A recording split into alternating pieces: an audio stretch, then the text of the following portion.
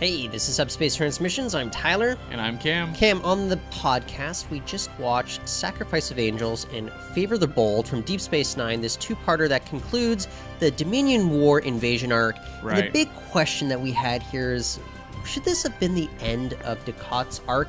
Did we really need him to continue on in Season 6 and 7 of Deep Space Nine? Right, because this arc ends with Dukat just broken with the death of Xiao.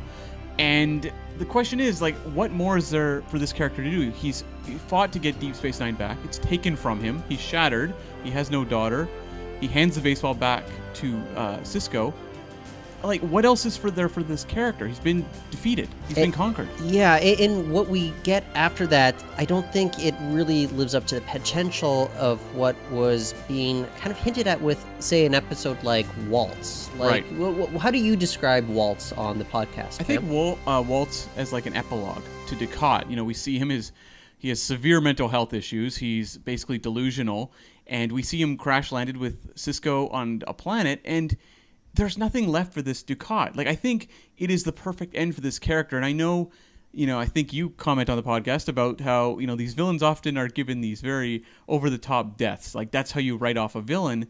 But for a character like Dukat, is that appropriate? I would have been far more intrigued if his ultimate punishment is just complete and utter failure, not like a horrific death. And I think it would have been interesting if, he kind of disappears, but he does leave Sisko with this promise that he will be back, that vengeance will be had. Mm-hmm. And then we subsequently follow Dukat on this journey for the next 2 seasons in which he becomes a cult leader. He searches for Pa Wraith artifacts. He gets plastic surgery. He sleeps with Kai Wynn.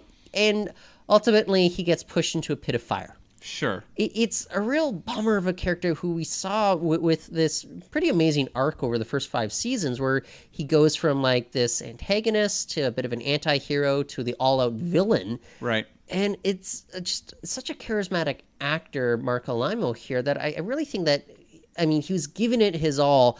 I just don't know if there's that much left with regards to the character at this point. But by the conclusion of Sacrifice of Angels. Yeah, I get it. When you have Mark Alimo under contract, like, you're going to use him because he's amazing. But there is the issue in that, when you look at the character of Gul Dukat, like, what does he fear? He's such an egomaniac. He needs to be in control. He needs to be a guy that people look up to. Well, we see that he's on the road to achieving that in the Dominion War invasion story.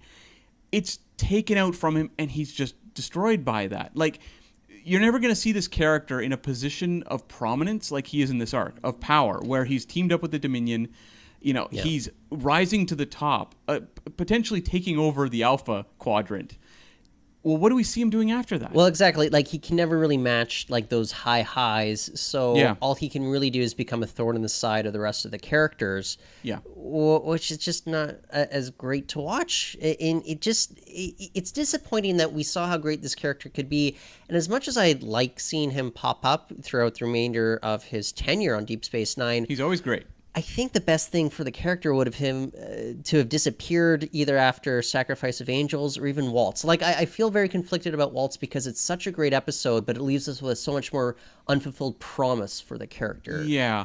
And, when you have this character of Xiao, who I think we have some issues with Xiao, but you remove her from the equation for, she is the one thing that matters to Dukat, and you take that away. He's unanchored. Yes, there's nothing left for this character. And there's never a sense that the state he's in at the end of this Dominion War arc, he's ever taken anywhere lower. It never feels like he's broken in any worse way than he is here. No. What we see is him just trying to kind of have these side deals with Kai Wynn, and of course magical books, which of course all villains at some point are trying to find a magical book. I got my own Kostomoji in my own library. But ultimately, like, that isn't really tied to the themes of the show as strongly, or at least not as an interesting a way. I don't know that people are as fascinated by the sort of spiritual aspects of the show as much as they are about sort of the political ramifications of what Dukat is doing. Well, I don't know, Cam. The spiritual aspects of the show allow you to make entire fleets of Dominion ships disappear through a wormhole, so... It also makes Jake Sisko super powerful.